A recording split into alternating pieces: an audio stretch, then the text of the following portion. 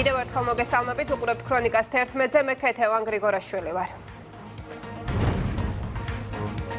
მდინარე ყარნებას ხეობაში განვითარებულ მეწყრულ პროცესებზე ეფექტიანი რეაგირების მიზნით შექმნილი შტაბი ინტენსიურად მუშაობს. თუშეთში ხანძარი ლიკვიდირებულია, წოვათის ხეობაში ცეცხლის ჩაქრობა მეხანძრე მაშველებმა გამთენიისას შეძლეს.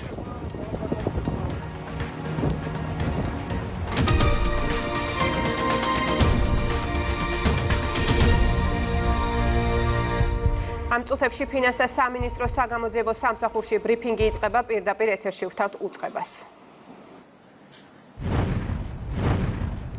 მოგესალმებით.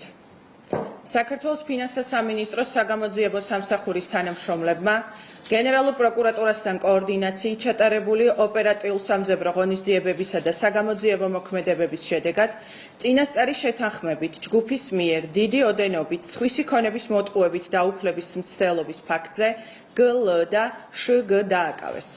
გამოძიებით დადგინდა, რომ ბრალდებულებმა ერთ-ერთი მოქალაქე, რომელსაც ქალაქ თბილისში ესაჭიროებოდა სამშენებლო ნებართვის მიღება, დაარწმუნეს, რომ თითქოს და გლ სახელმწიფო უსაფრთხოების სამსახურში იკავებდა ხელმძღვანელ პოზიციას და თავისი სამსახურებრივი სტატუსიდან გამომდინარე დაეხმარებოდა ქალაქ თბილისის მერიის მიერ დროის უმოკლეს მონაკვეთში მიწის ნაკვეთზე მრავალბინიანი საცხოვრებელი კორპუსის მშენებლობის ნებართვის გაცემაში, რის სანაცვლოდაც ჯამში მოითხოვეს $70,000 აშშ.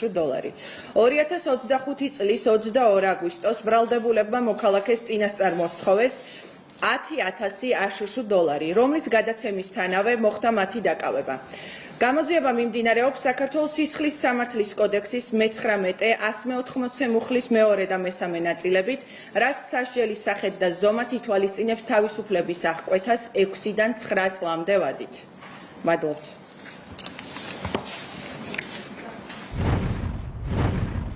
პირდაპირ ეთერში უსმენდით ფინანსთა სამინისტროს საგამოძიებო სამსახურის უფროსის მოადგილეს, განვაგრძობთ გამოშვებას ხარაგაულის მუნიციპალიტეტის სოფლებში მდინარე ყარნებას ხეობაში განვითარებულ მეწყრულ პროცესებზე ეფექტიანი რეაგირების მიზნით შექმნილი შტაბი ინტენსიურად მუშაობს. შექმნილი მდგომარეობის შესწავლა და მართვა კოორდინირებულად ხდება.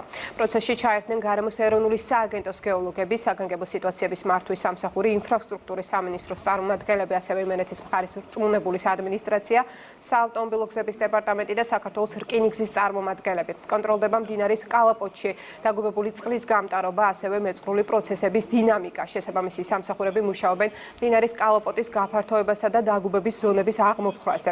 როგორც აღინიშნა, მდინარის ხეობაში არსებული ვითარება სრულად ექვემდებარება კონტროლს და მოსახლეობას საფრთხეს არ უქმნის. მიდის სამუშაოები, რა თქმა უნდა, კალაპოტის გამუშავება ხდება. მომზადება იმისთვის, რომ დაუშვათ წყლის გადინების შემთხვევაში პროცესი იყოს რეგულირებული, შეგუბების ადგილებზედაც ხდება ნელი გადმოსვლისთვის მომზადება. ამ ეტაპზე ეს შეგუბებები რაიმე, ასე ვთქვათ, სნაფად გარღვევას და წყლის დიდი ნაკადით იქედან ამ კალაპოტში გაჩენის საჭიროება ამ ეტაპზე არ არსებობს. ყველა სამსახური ადგილზეა. აბსოლუტურად ყველას აქვს თავიანთი საქმე განაწილებული და რაც მთავარია, კომპანია, რომელიც კერძო კომპანია, რომელიც გამოცდილი კომპანია, რომელიც შემოვა იქ, დაიწყებს ხეობაში გარკვეულ ღონისძიებებს იმისათვის, რომ საკეტილ ადგილებამდე მისასვლელი ტექნიკით მისასვლელი გზა გაკეთდეს და პარალელურად ჩვენ ვფიქრობთ, რომ ხელოვნურად მოვახდინოთ ამ შეგუბებებიდან წყლის გადმოტანა, ასე რომ მთლიან ჯამში და შეგუბებები, სადაც არის ორი შეგუბება, ერთი მცირედ და მეორე შედარებით დიდი, ის ამ ეტაპზე რაიმე საფრთხეს არ ქმნის მოსახლეობისათვის. თუშეთში ხანძარი ლიკვიდირებულია, ცეცხლის ჩაქრობა მეხანძრე მაშველებმა გამთენიისას შეძლეს. წოვათის ხეობაში ალპურ ზონაში ბალახი იწოდა, ხანძრის ქრობის სამუშაოები ყველა შესაბამისი სპეცაღჭურვილობის საშუალებით მიმდინარეობდა. იმის გათვალისწინებით, რომ ხანძარი მძიმე ტექნიკისთვის მიუვალ ადგილზე იყო, საჭირო გახდა სასაზღვრო პოლიციის ვერტმფრენის ჩართვა. რისი დახმარებითაც მეხანძრე მაშველების ცეცხლის გავრცელების ადგილზე გადაყვანა რამდენიმე ეტაპად განხორციელდა. ხანძრის შედეგად არავინ დაშავებულა.